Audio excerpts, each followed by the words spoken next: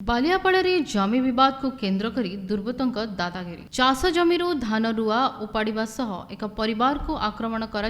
अभियोग होइछि। सूचना अनुसार बालिकुटी ग्रामर बटकृष्ण साहू, उत्तम साहू और लक्ष्मीप्रिया साहू निज पैतृक जमी धान रोउथिबा समय रे अभावनीय परिस्थिति सृष्टि होइथिला। सेही ग्रामर केतक महिला हठात चाष बिलरे पहुंची उत्पात करथिले। सेमाने रुआ होइथिबा धान तळी को उपाड़ी फिंगेबा सह गोड़े दली चकटी संपूर्ण नष्ट कर मोर रेकर्ड भुक्त जमी गोटे मो बापा अमलू आम चाष कर आम गाँव किसी गुंडा श्रेणी लोक यथा शिव प्रसाद दलई ता स्त्री फौतिया दलई ता स्त्री एवं मंटू दलई ता स्त्री आउ किसी स्त्री लोक आसिक बाधा देले माने आम रुथुलु रुआ को आम रुआ घाटी देले मत बाड़े संगे संगे मो पु को बाड़े तापर मो स्त्री जाइला आमको उद्धार करने मो स्त्री जंघर बाड़े इंजुड़ कर एमतीका बारंबार से माने गुंडा श्रेणी लोक बारंबार आमको चाष न करदे माने कौन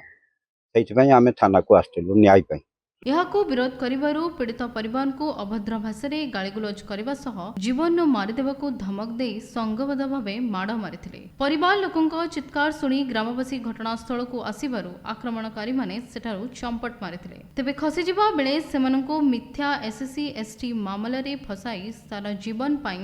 जेल पठाइबाकू धमक देथिबा नै थाना रे अभियोग होइछि। घटना जे गोटे गंडगोल होइछि जोंडा कि आम व्यक्तिगत जमी आम पूर्वपुरुष चाष कर आज हठात आम चाष रुआ जाइलु रुआ बेले कि शिव प्रसाद दलई आ स्त्री आ फौतिया दलई आ मंटू दलई एमती आ स्त्री माने आसिकी गंडगोल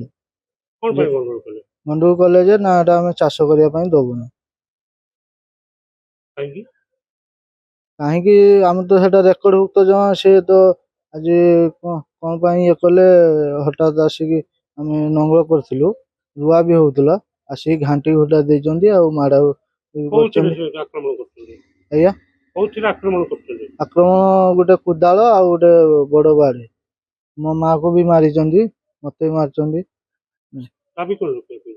दाबी मु न्याय चाहूँ। संवेदनशील घटना को नहीं पीड़ित परिवार बालियापाड़ थाना रे द्वारस्थ होई अभियुक्त माननकू गिरफ्त करबाकू दाबी करथिबा बेले पुलिस मामला रुजु करी घटनार तदंत आरंभ करछि। बालेश्वरରୁ प्रभाकर मलिक का रिपोर्ट NTV।